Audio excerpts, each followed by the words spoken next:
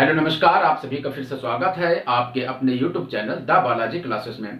दोस्तों, प्राचीन भारतीय इतिहास के क्रम में एक और इम्पोर्टेंट टॉपिक आज मैं आपके सामने लेकर के आया हूं, जिसका नाम है गुप्त काल। गुप्त काल भी प्राचीन इतिहास के सभी टॉपिक की तरह एक इम्पोर्टेंट टॉपिक है, जो कि आपके आने वाले यूपी, टीजीटी, पीजीटी के एग्जाम के लिए भी महत्वपूर्ण है, एसएससी, सीजीएल, एसएससी के एग्जाम के लिए भी महत्वपूर्ण है, उत्तर प्रदेश के तमाम एग्जाम्स के लिए महत्वपूर्ण है। किसी भी स्टेट पीसीएस, चाहे वो यूपी पीसीएस हो, चाहे वो बिहार पीसीएस हो, चाहे वो एमपी पीसीएस हो, किसी भी स्टेट पीसीएस के प्री एग्जाम के लिए भी महत्वपूर्ण है। तो ये वीडियो आप सभी के लिए महत्वपूर्ण है, इसलिए पूरी वीडियो को देखिएगा। वीडियो आपको कैसी लगी इसको बताइएगा कमेंट करके, और चैनल पर नए हो तो सब्सक्राइब कर लीजिएगा, जिससे इस प्रकार की वीडियोस आपको लगातार मिलती रहेगी।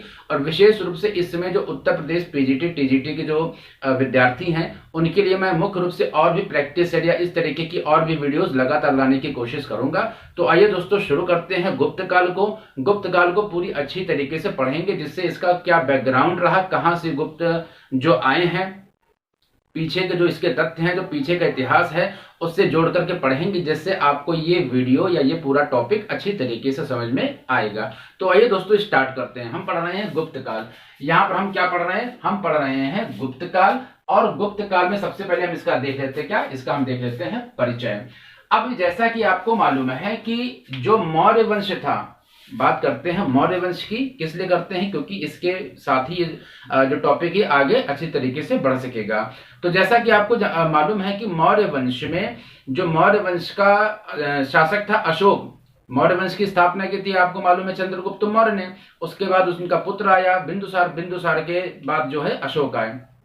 अशोक एक बहुत शक्तिशाली सम्राट थे, और इनके शासन काल में मौर्य वंश का बहुत विकास हुआ। हर तरीके से इस वंश का विकास हुआ।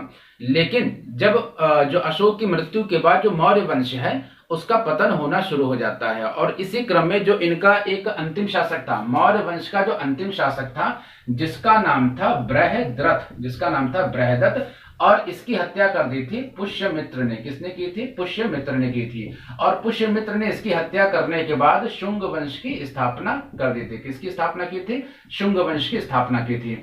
इसके बाद शुंग वंश भी समाप्त हो जाता है, और इस प्रकार से जो है एक मौर्योत्तर काल, यानी मौर्य वंश के बाद जो काल आया वो था मौर्योत्तर काल। और जो मौर्योत्तर काल था, उसके अंतर्गत तमाम विदेशी शासकों का यहाँ पर आक्रमण होता है। बैक्ट्रियाई क्षेत्र में जो पूरा हिंद यवन शासक है, कौन कौन से हिंद यवन शासक थे? हिंद यवन शासक थे, हिंद यवन या हिंद यूनानी शासक थे, हिंद यवन शासक थे।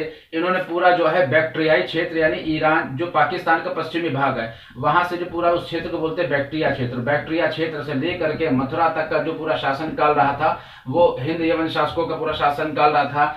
इसके बाद मुख्य रूप से मौर्योत्तर काल में शक हैं, पहलव हैं, और शक पहलव के बाद एक जो मुख्य जो शासन व्यवस्था रही वो कुषाणों की।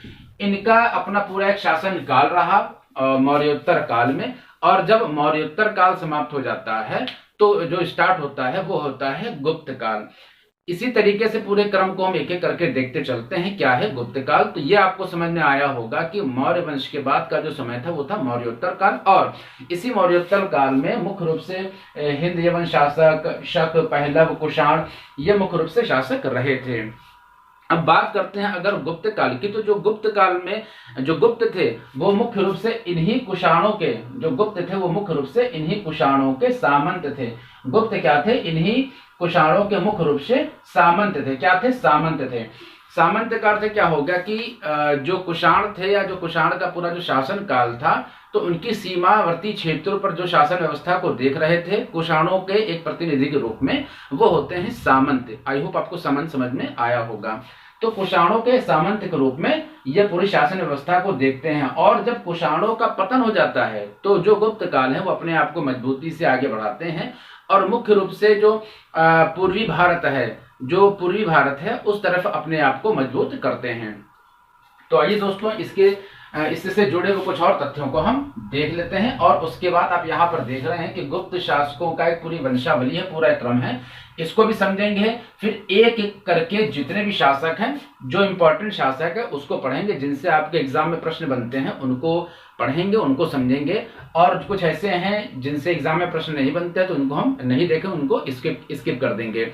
तो यहाँ पर दोस्तों क्या करते हैं, सबसे पहले कि हम देखते हैं कि जो भी कुषाणों के सामंत के रूप में गुप्त जो आगे बढ़े हैं उनका पूरा एक परिचय देख लेते हैं। जैसा कि आपको मालूम है कि जब कुषाणों का जब पतन हो जाता है तो कुषाणों के पतन के बाद क्या होता है कि जो पूरा उत्तर भारत है वो कई छोटे छोटे राज्यों में बंट जाता है। पूरा उत्तर भारत क्या होता है, पूरा उत्तर भारत कई छोटे छोटे राज्यों में बंट जाता है। और जो मुख्य रूप से जो पूर्वी भारत का हिस्सा था, मुख्य रूप से जो पूर्वी भारत का हिस्सा था, उस पूरे पूर्वी भारत में जो है वो गुप्त अपने आप को मजबूत करते हैं। मौर्य काल के बाद या मौर्य वंश के बाद संपूर्ण भारत में राजनीतिक, सामाजिक और एक प्रशासनिक एकता गायब हो जाती है। उस एकता पर या उस राजनीतिक एकता पर कुछ काम करते हैं गुप्त। ये पूरे अपने साम्राज्य को एक सूत्रबद्ध करते हैं और अपने साम्राज्य के अलावा भी अब कुछ ऐसे राज्य हैं, कुछ पड़ोसी राज्य हैं जहां पर इनकी सत्ता का भी विस्तार होता है और पूरा एक सूत्रीकरण करने का कार्य करते हैं पूरे साम्राज्य को। मौर्य साम्राज्य के बाद गुप्त काल के अंतर्गत ये चीजें होती हैं। यहां पर अगर हम बात करते हैं तो जो सबसे पहले जो गुप्त काल का जो प्रारंभिक शासक हैं उनकी जानकारी जो मिलती है वो मिलती है स्कंदगुप्त के प्रयाग प्रशस्ति से। कहां से मिलती है? स्कंदगुप्त समुद्रगुप्त के प्रयाग प्रशस्ति से। कहां से मिलती है? समुद्रगुप्त के प्रयाग प्रशस्ति से मिलती है। प्रयाग प्रशस्ति क्या है, इसको जब हम इन शासकों को डिटेल से पढ़ेंगे, जैसा कि आप ये देख रहे हैं, तो समुद्रगुप्त को जब हम पढ़ेंगे तो प्रयाग प्रशस्ति को और डिटेल से बताएंगे। इसके बाद जो इनके जो गुप्त शासक हैं इनके विषय में जो इनकी वंशावली की जानकारी मिलती है वो मिलती है आपको किससे? वो मिलते हैं आपको कुमार गुप्त के विलसण अभिलेख से। कहां से? कुमार गुप्त के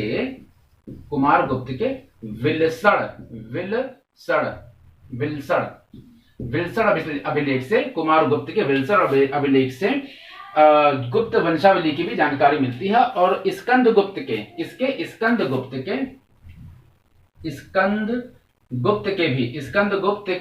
जो भीतरी अभिलेख है वहां से भी गुप्त वंश के विषय में कुछ जानकारी मिलती है। तो इतनी बात आपको समझ में आई होगी कि मौर्य काल क्या किस प्रकार से पतन होता है। मौर्योत्तर काल में जो कुषाणों का जब पतन हो जाता है फिर गुप्त अपने आप को स्थापित करते हैं। अगर बात करते हैं गुप्त वंशावली के अंतर्गत तो 275 ईस्वी में, कब? 275 ईस्वी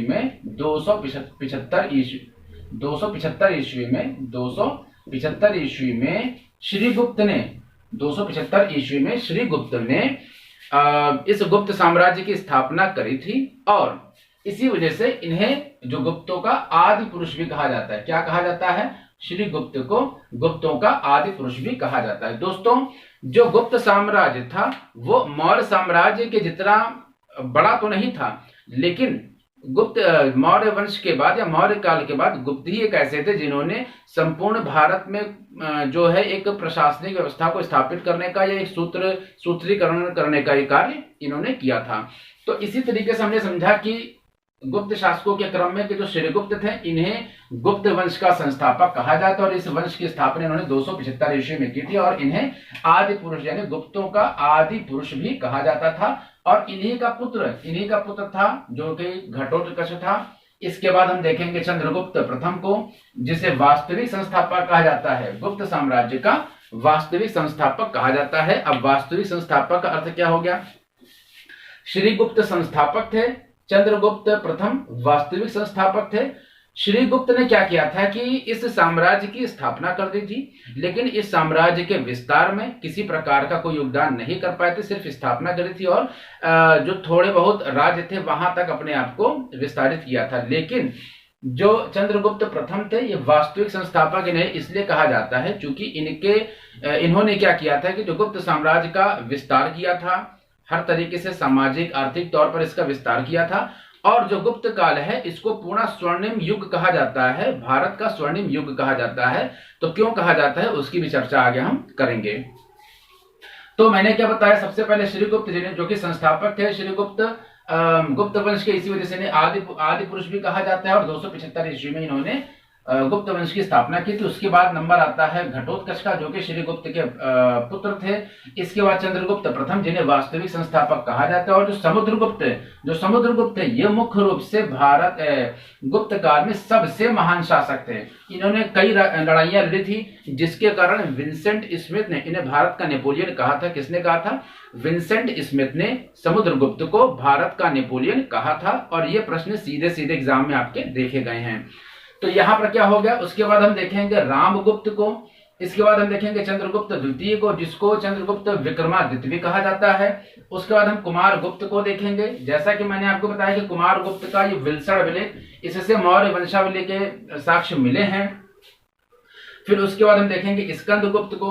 स्कंदगुप्त के भीतरी अभिलेख से भी गुप्त वंशावली मिली है, स्कंदगुप्त के भीतरी अभिलेख से। उसके बाद हम देखेंगे पुष्यगुप्त को, इन्हें पूर्वगुप्त भी कहीं कहीं कहा जाता है, गुप्त भी इन्हें कहीं कहीं कहा जाता है। इसके बाद हम देखेंगे बुद्धगुप्त को, बुद्धगुप्त जो 10वें नंबर पे आते हैं। इसके बाद हम देखेंगे कुमारगुप्त को, जो कि कुमारगुप्त द्वितीय हैं। ये कुमारगुप्त प्रथम है, ये कुमारगुप्त प्रथम है, और ये कुमारगुप्त द्वितीय है। और इस पूरे वंश के जो सभी शासक हैं मैं उनको भी आपको याद करवा दूंगा। इसके बाद हम देखेंगे नरसिंहगुप्त को, फिर भानुगुप्त को, फिर वैन्यगुप्त को। इसके बाद आते हैं कुमारगुप्त तृतीय। तो कुमारगुप्त प्रथम, कुमारगुप्त द्वितीय और कुमारगुप्त तीसरे यानी तृतीय, जो कि अंतिम महान शासक थे। कुमारगुप्त तृतीय अंतिम महान शासक थे। इनके शासन काल में भी समाज कुछ सुदृढ़ था। लेकिन कुमारगुप्त की मृत्यु के बाद विष्णुगुप्त, जो कि सबसे अंतिम शासक थे, विष्णुगुप्त जो कि गुप्त काल के सबसे अंतिम शासक थे, इनके शासन काल में जो गुप्त साम्राज्य है उसका पतन हो जाता है। तो इस प्रकार से इनका जो पूरा साम्राज्य था वो लगभग 180 साल प्लस था, 180 साल प्लस था गुप्त साम्राज्य का पूरा शासनकाल। तो हमने इतनी चीजें समझ ली। अब हम किसको किसको देखेंगे, तो मुख्य रूप से अगर हम देखते हैं तो मुख्य रूप से हम देखेंगे चंद्रगुप्त प्रथम को, इनको पूरा डिटेल से पढ़ेंगे जिससे प्रश्न आपके एग्जाम में बनते हैं। उसके बाद हम देखेंगे समुद्रगुप्त को, उसके बाद हम देखेंगे आपके चंद्रगुप्त द्वितीय को, कुमारगुप्त प्रथम को भी हम देखेंगे। इसके बाद हम जो है इसमें से कुमारगुप्त तृतीय के विषय में भी थोड़ा बहुत पढ़ेंगे। तो इस तरीके से जो मुख्य ये जो शासक है मुख्य रूप से आपके चंद्रगुप्त प्रथम, समुद्रगुप्त, चंद्रगुप्त द्वितीय, कुमारगुप्त, इनको हम मुख्य रूप से देखेंगे। और एक एक प्रश्न जो आपके एग्जाम में बनते हैं इन शासकों से लेकर के, इनको भी हम अच्छी तरीके से देखेंगे। दोस्तों आपकी जो गुप्त काल है ये 2 वीडियो में आएगा। इस पहली वीडियो में हम देखेंगे गुप्त काल के जो भी शासक हैं उनसे संबंधित तथ्यों को, उनसे संबंधित जो प्रश्न आपके एग्जाम में बनते हैं उसको हम देखेंगे। और नेक्स्ट वीडियो में हम गुप्त काल की पूरी सामाजिक, प्रशासनिक, आर्थिक, धार्मिक क्या व्यवस्थाएं थी, क्या स्थितियां थी, उसको भी हम डिटेल से देखेंगे। तो आइए स्टार्ट करते हैं और देखते हैं एक एक करके सभी शासकों को। मुख्य रूप से पहले देखेंगे चंद्रगुप्त प्रथम को, फिर समुद्रगुप्त को, चंद्रगुप्त द्वितीय को, कुमारगुप्त को, एक एक करके हम देखते हैं। तो आइए स्टार्ट करते हैं और देखते हैं एक एक शासकों को। आइए सबसे पहले देख लेते हैं चंद्रगुप्त प्रथम को। चंद्रगुप्त प्रथम के विषय में मैंने आपको बताया था कि यह क्या था, यह वास्तविक संस्थापक था। मैंने आपको संस्थापक और वास्तविक संस्थापक का भी अंतर बताया था। संस्थापक जो सिर्फ साम्राज्य की स्थापना करते, लेकिन वास्तविक संस्थापक का अर्थ यह हो गया कि जो साम्राज्य की स्थापना के अलावा साम्राज्य का विस्तार भी करता है, हर तरीके से विस्तार करता है, चाहे वो धार्मिक क्षेत्र हो, चाहे वो आर्थिक क्षेत्र हो, चाहे वो अपने साम्राज्य का विस्तार हो यानी भूमि का विस्तार हो, हर प्रकार से जो साम्राज्य की स्थापना करता है या विस्तार करता है उसे बोलते हैं वास्तविक संस्थापक। तो चंद्रगुप्त जो प्रथम था यह वास्तविक संस्थापक तो था ही, इसके अलावा इनका जो गुप्त काल है, गुप्त काल का सबसे पहला एक महान सम्राट भी हुआ था चंद्रगुप्त प्रथम। इसका जो शासन काल था वो 319 ईस्वी से लेकर के 334 ईस्वी तक का इसका शासन काल था। और इसके शासन काल की जो सबसे मुख्य विशेषता थी वो ये विशेषता थी इसकी कि इसने गुप्त संवत की शुरुआत करी थी 319 ईसा में। यानी जिस समय यह अपने शासनकाल की शुरुआत कर रहा था या अपना राज्यारोहण करवा रहा था, उसी समय इसने गुप्त संवत की स्थापना कर दी थी 319 ईस्वी में। एक संवत और है जिसे बोलते हैं शक संवत। क्या बोलते हैं? शक संवत। तो शक संवत की स्थापना हुई थी 78 ईस्वी में और 319 ईस्वी में गुप्त संवत की स्थापना हुई थी। तो कुल मिलाकर के इन दोनों के मध्य जो है 241 वर्षों का जो अंतर है गुप्त संवत और शक संवत के समय के बीच में। यहां पर अगर बात करते हैं तो गुप्त संवत मैंने आपको बताया 319 ईस्वी में चंद्रगुप्त प्रथम के द्वारा शुरुआत की गई और इसी के बाद काल निर्धारण की जो उपयोगिता इस गुप्त संवत के द्वारा और सरल हो गई। खैर नेक्स्ट बढ़ते हैं। इसने क्या किया था, पहला शासक था जिसने महाराजाधिराज की उपाधि धारण की थी और सबसे पहले गुप्त काल में सबसे पहले जो सोने के सिक्के चलाने का अगर किसी ने कार्य किया था तो सबसे पहले सोने के सिक्के चलाने का कार्य वो किया था चंद्रगुप्त प्रथम ने। और इसी के साथ इसने लिच्छवी की देवी, किसने, लिच्छवी राजकुमारी, इसने क्या किया था, लिच्छवी राजकुमारी जिसका नाम था कुमार देवी, लिच्छवी राजकुमारी कुमार देवी से विवाह कराया, जो कि मुख्य रूप से नेपाल की बताई जाती है। नेपाल का इन्हें पुस्तकों में देखा जा सकता है कि ये नेपाल की थी और इनके नाम से कुमार देवी प्रकार के सिक्के चलवाए और इनके अपने सिक्कों पर इनका भी नाम खुदवाया था। तो इस प्रकार से कुछ तथ्य हमने समुद्रगुप्त प्रथम के विषय में देख लिया है। आइए नेक्स्ट हम देख लेते हैं चंद्रगुप्त को। यहाँ पर चंद्रगुप्त के विषय में अगर बात करते हैं तो चंद्रगुप्त का जो शासन काल था वो 335 ईस्वी से लेकर के 380 ईस्वी तक का इनका समय था और चंद्रगुप्त प्रथम का ये पुत्र था। समुद्रगुप्त चंद्रगुप्त प्रथम का पुत्र था और गुप्त साम्राज्य का सबसे महान शासक था क्योंकि इसने 5 चरणों में अपनी लड़ाइयां पूरी करी थी और ये किसी भी लड़ाई में या किसी भी युद्ध में हारा नहीं था। तो आइए बढ़ते हैं, एक एक तथ्यों को देखते चलते हैं। चंद्रगुप्त प्रथम का पुत्र था, यानी उसके बाद चंद्रगुप्त प्रथम की बाद यह उत्तराधिकारी बना चंद्रगुप्त प्रथम का पुत्र, जिसका नाम था समुद्रगुप्त। इसके बाद मैंने आपको बताया कि सबसे महान शासक था चंद्रगुप्त प्रथम, सबसे महान शासक था और इसके सिक्कों पर काच शब्द देखने को मिलता है। क्या शब्द देखने को मिलता है, काच, जिसके अंतर्गत तमाम जो अलग अलग इतिहासकार हैं, कोई कहता है कि काच इसका वास्तविक नाम है। तो मैंने कई पुस्तकों का अध्ययन किया हुआ है, कहीं पर काच को इसका वास्तविक नाम कहा गया है, कहीं कहीं पर कहा गया है कि काच इसके किसी भाई का नाम है। तो इस प्रकार से अलग अलग पुस्तकों के अंदर ये तथ्य अलग अलग तरीके से दिए गए हैं इसके नाम काच को लेकर के, जो कि इसके सिक्कों पर मिले हैं। तो इसके सिक्कों पर काच शब्द लिखा हुआ है, जिसके आधार पर अलग अलग जो इतिहासकार हैं वो अलग अलग अनुमान लगा रहे हैं, अलग अलग पुस्तकों में अलग अलग चीजें दी हुई हैं। इसलिए इस विषय के काच को लेकर के मैं किसी भी प्रकार के तथ्य को आपको नहीं बताऊंगा, क्योंकि इससे कोई प्रश्न नहीं बनेगा। कोई भी ऐसा तथ्य जो कि विवाद का विषय हो या जिसपे कोई स्पष्टीकरण ना हो तो उससे प्रश्न नहीं बनते हैं। आइए आगे बढ़ते हैं। मैंने आपको बताया इसके सिक्कों पर काच शब्द लिखा हुआ है।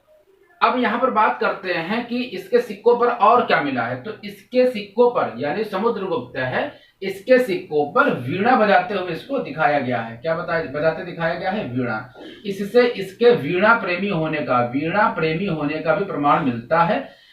समुद्रगुप्त के विषय में यह भी कहा जाता है कि यह एक कवि भी था, संगीत से इसे बड़ा प्रेम था, तो ये वीणा भी बजाता था, तो वीणा प्रेमी भी था, योद्धा था। तमाम इसकी उपाधियां थी जो कि अलग अलग अभिलेखों में भी देखने को मिलती हैं। तो यहाँ पर जो समुद्रगुप्त है इसके सिक्कों पर इसे वीणा बजाते हुए भी दिखाया गया है। क्योंकि समुद्रगुप्त की जो मुख्य पहचान है, समुद्रगुप्त की मुख्य रूप से जो पहचान है वो एक विजेता के रूप में है। समुद्रगुप्त की जो मुख्य पहचान है एक विजेता या एक योद्धा के रूप में है। तो यह एक महान योद्धा या विजेता था और इसी के कारण एक विदेशी इतिहासकार है जिनका नाम है विंसेंट स्मिथ, इन्होंने इसे भारत का नेपोलियन कहा या नेपोलियन से तुलना करते हुए कहा है कि जो समुद्रगुप्त है वह किसी भी लड़ाई में हारा नहीं था या किसी भी युद्ध में इसकी पराजय नहीं हुई थी। इसी के कारण समुद्रगुप्त को भारत का नेपोलियन कहा जाता है। अब इसका जो भारत का नेपोलियन कहा गया ये तो ठीक है, क्यों, क्योंकि एक विजेता था। अब इसके विषय में जो जानकारी है तो इसका एक दरबारी कवि था, समुद्रगुप्त का एक दरबारी कवि था जिसका नाम था हरिशेन। हरिशेन ने एक प्रयाग प्रशस्ति पर इसकी जो पूरी विजय हैं, इनकी जो पूरे युद्ध में जिसमें इसने विजय प्राप्त करी थी, उसका वर्णन प्रयाग प्रशस्ति के लेख में या अभिलेख में किया हुआ है। और इसकी जो विजय का वर्णन है, इसके 5 चरणों में इसकी विजयों का जो अभियान है, इसके जो विजयों का अभियान है वो 5 चरणों में हुआ था। 5 चरण ये दिए हुए हैं। पहला जो चरण दिया हुआ है, जो पहला चरण है, पहले चरण के अंतर्गत इसने उत्तर भारत के 9 शासकों को पराजित किया था। उत्तर भारत के 9 शासकों को पराजित किया था। मैंने आपको बताया था कि जब कुषाणों का पतन हो जाता है 230 ईस्वी के आसपास, कब 230 ईस्वी के पास 230 ईस्वी के आसपास जब कुषाणों का पतन हो जाता है, और जो गुप्त थे वो कुषाणों के एक सामंत ही हुआ करते थे। कई जगह प्रमाण मिलता है, क्योंकि जहां जहां कुषाण थे वहां पर उसके बाद का जो साक्ष्य मिला है वो गुप्तों का ही मिला है। तो एक अनुमान के हिसाब से कहा गया है कि जो कुषाण थे उनके सामंत थे गुप्त। तो 230 में जो कुषाण थे इनका पतन हो जाता है, ये समाप्त हो जाते हैं कुषाण वंश। और उनके बाद 275 ईस्वी में श्री गुप्त जिसने की स्थापना की थी गुप्त वंश की। तो पहले चरण में बताया गया है कि जो समुद्रगुप्त है उसके 5 चरणों में उसने अपने युद्धों को पूरा किया है, और पहले चरण के अंतर्गत इसने उत्तर भारत के 9 शासकों को पराजित किया है। क्योंकि मैंने आपको बताया मौर्योत्तर काल के बाद जो उत्तर भारत है पूरा वो कई छोटे छोटे राज्यों में विभाजित हो गया था। पूर्वी भारत पर गुप्त साम्राज्य स्थापित हो गया था, और पूरे उत्तर भारत में कई ऐसे जो 9 शासक थे जिसको पराजित करके पहले चरण के अंतर्गत जो समुद्रगुप्त था सीधे सीधे उस साम्राज्य को प्रत्यक्ष रूप से अपने साम्राज्य में मिला लिया था। तो पहले चरण के अंतर्गत उत्तर भारत के 9 शासकों को पराजित किया था। दूसरे चरण की अगर बात करते हैं तो दूसरे चरण में पंजाब के कुछ गणतंत्र थे, इनको पराजित किया था, और सीमावर्ती जो साम्राज्य हैं उनको भी पराजित किया था अपने इस दूसरे चरण के युद्ध अभियान में। तीसरे चरण की अगर बात करते हैं तो जो विंध्य क्षेत्र था उसके कुछ जो आटविक थे, कौन सी आटविक प्रजाति के लोग, कुछ आटविक वंश के लोग थे, उनको पराजित किया था तीसरे चरण में। चौथे चरण में क्या हुआ था कि चौथे चरण में पल्लव राज, सबसे इंपॉर्टेंट यहाँ पर पल्लव राज समेत दक्षिण भारत के, चौथे चरण में पल्लव राज के साथ ही साथ दक्षिण भारत के कुछ ऐसे 12 साम्राज्य थे, ये जो 12 राज्य थे जिनको भी पराजित किया था समुद्रगुप्त ने। और अपनी स्क्रीन पर आप यहाँ देख सकते हैं उन 12 राजाओं, जो पूरे साम्राज्य थे, जो राज्य थे, उनको समुद्रगुप्त ने पराजित किया था। आप इसको देख सकते हैं, क्योंकि बोर्ड में जगह नहीं है इसलिए मैं सीधे इनके नाम यहाँ पर आपको दिखा रहा हूं। इसके बाद अगर बात करते हैं यहाँ पर, तो जो 5वें चरण में इसने उत्तर पश्चिम भारत के कुछ विदेशी राज्यों को भी पराजित किया था। उत्तर पश्चिम से जो कुछ सटे हुए, उत्तर पश्चिम भारत से कुछ सटे हुए जो विदेशी राज्य थे उनको पराजित किया था। और उनको पराजित करने के बाद कुछ इसकी नीतियां थी, जिसने क्या किया था कि समुद्रगुप्त ने उन नीतियों के आधार पर इन जीते हुए राज्यों के जो शासक थे उनके साथ वैसा ही व्यवहार किया था। तो आइए किस प्रकार का व्यवहार कहाँ के शासक से किस प्रकार से किया गया था उसको भी हम देख लेते हैं। जैसा कि आप देख सकते हैं कि जो दक्षिण के भारत थे, दक्षिण के जो दक्षिणापथ के जो भी साम्राज्य थे उससे इसने ग्रहण मोक्षानुग्रह की नीति अपनाई। ग्रहण मोक्षानुग्रह की नीति के अंतर्गत क्या है कि उन्होंने मोक्ष का अनुग्रह किया, इससे कहा कि मुझे छोड़ दिया जाए। तो उनसे जब उन्होंने ग्रहण मोक्षानुग्रह की जो नीति अपनाई थी उसके आधार पर इन्होंने उसको वैसा ही व्यवहार किया था। जो गणतंत्री राज्य थे उनके साथ में सर्व कर दानम आज्ञाकरणम, यानी उसकी आज्ञा माने, उसके हिसाब से चले और कर देते रहे और अपने साम्राज्य को चलाते रहे। इसके अलावा जो विदेशी शासक थे उनसे इसने आत्मनिवेदन कन्योपदायन की नीति अपनाई। आत्मनिवेदन का मतलब उन्होंने निवेदन किया, और कन्योपदायन का मतलब उनसे विवाह संबंध स्थापित किए थे और अपने साम्राज्य का विस्तार उसी के आधार पर किया था। इसके अलावा जो एक श्रीलंका के एक शासक को उसने क्या किया था कि उसकी प्रार्थना पर बौद्ध मठ की स्थापना करने का, बौद्ध विहार की स्थापना करने की आज्ञा दे दी थी। तो इस प्रकार से समुद्रगुप्त से संबंधित कुछ तथ्यों को हमने देख लिया है। आइए देखते हैं नेक्स्ट जो भी शासक हैं उनसे जुड़े हुए क्या तथ्य हैं। अब हम देखेंगे एक नेक्स्ट शासक जिनका नाम है चंद्रगुप्त द्वितीय। चंद्रगुप्त द्वितीय बोलते हैं और इन्हें चंद्रगुप्त विक्रमादित्य भी बोलते हैं। आगे की वीडियोस में हम लोग देखेंगे।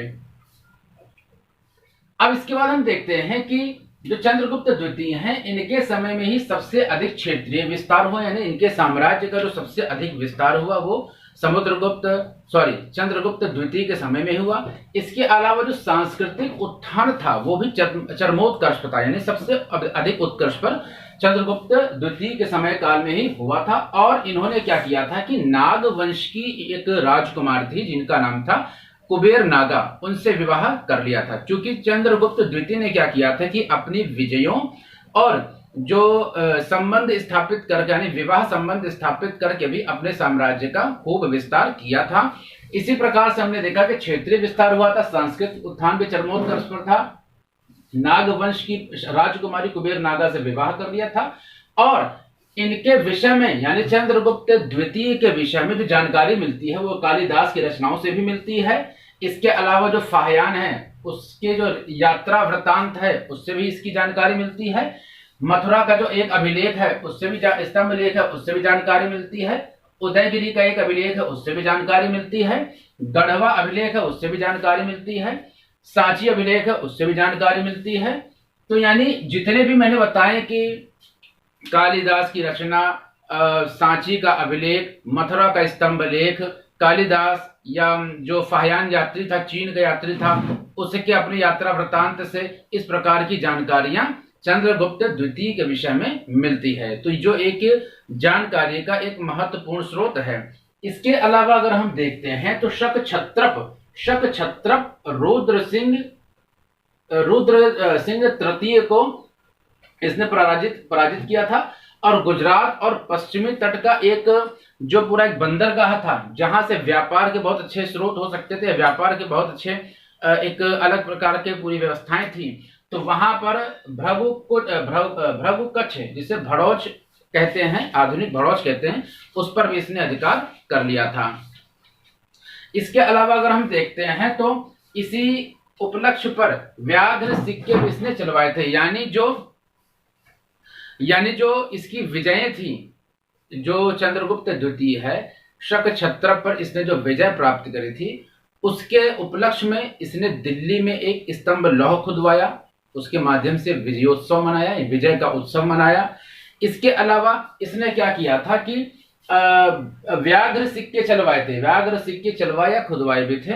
और इसको हरा करके इसने, यानी शक छत्रप को हरा करके, चूंकि बहुत समय से 400 वर्षों से ये राजा था, वहां पर शासन कर रहा था, तो गुजरात और पश्चिमी तट के जो भृगु कच्छ जो भड़ौच आजकल का, उस पर अधिकार कर लिया था।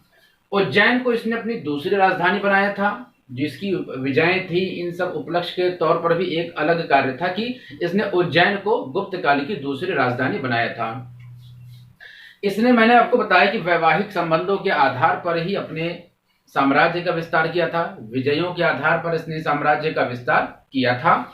और अपनी इसकी एक जो पुत्री थी जिसका नाम था प्रभावती, जिसका नाम था प्रभावती, वाकाटक के एक ब्राह्मण परिवार या ब्राह्मण शासक से इसने अपनी पुत्री का विवाह कर दिया था। और इसकी जो बेटी थी उसका पति कुछ समय बाद एक्सपायर हो गया था या मर गया था, और इसका एक पुत्र था जो कि अल्प आयु का पुत्र था। तो वास्तविक जो शासिका थी इसकी जो पुत्री थी प्रभावती थी। और प्रभावती अपने पिता इनको मुख्य रूप से इनको सपोर्ट करती थी। उस प्रकार से क्या होगा कि चंद्रगुप्त द्वितीय का भी उन जो क्षेत्र है वहां पर भी, जहां पर इसकी पुत्री प्रभावती का शासन था, वहां तक इसका विस्तार और हो गया और मजबूती से इसके शासन को और मजबूती मिली। इसके अलावा जो विक्रमादित्य की इसने उपाधि धारण की थी शकों को हराने के उपलक्ष्य में ही। और जो मुख्य बातों में एक बात यह है कि इसके साम्राज्य में ही, इसके राज्य में 9 रत्न रहते थे जिनके नाम है वाराह मिहिर, अमर सिंह, मुख्य रूप से कालिदास जो कि महान संस्कृत एक महान कवि थे संस्कृत के, बेताल भट्ट, घटकरपर, छपनक, वर रुचि, इसके अलावा शंकु और सबसे इंपॉर्टेंट कालिदास के अलावा जो दूसरे सबसे इंपॉर्टेंट थे जिनका नाम था धन्वंतरी। धन्वंतरी जो कि एक आयुर्वेदाचार्य थे, बहुत बड़े आयुर्वेदाचार्य थे। तो ये इनके जो दरबार के नवरत्न हुआ करते थे। और इनके विषय में चीनी यात्री फाहियान भी इसके विषय में लिखता है। और इन्हीं के शासन काल में जो चीनी यात्री फाहियान चंद्रगुप्त द्वितीय के शासन काल में भारत में आया था, जिसने अपनी यात्रा का वृत्तांत अपनी पुस्तक में लिखा हुआ है। आइए देखते हैं चंद्रगुप्त द्वितीय के बाद हम नेक्स्ट शासक को, उसके विषय में जो भी तथ्य हैं। अब हम देखेंगे कुमारगुप्त को।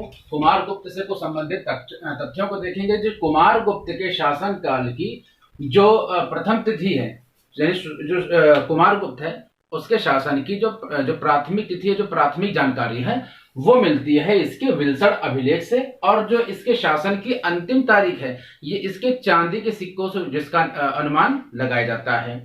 इसके अलावा हम देखेंगे कि जो विल्सन अभिलेख है इससे कुमारगुप्त तक के शासन में जितने भी गुप्त वंशावली रही है कुमारगुप्त से पहले की, यानी पूरी गुप्त वंशावली, कुमारगुप्त के शासन काल तक की पूरी गुप्त वंशावली इसके विल्सन अभिलेख से इसकी जानकारी मिलती है, जिसको कि मैंने आपको वीडियो के शुरू में ही बता दिया था।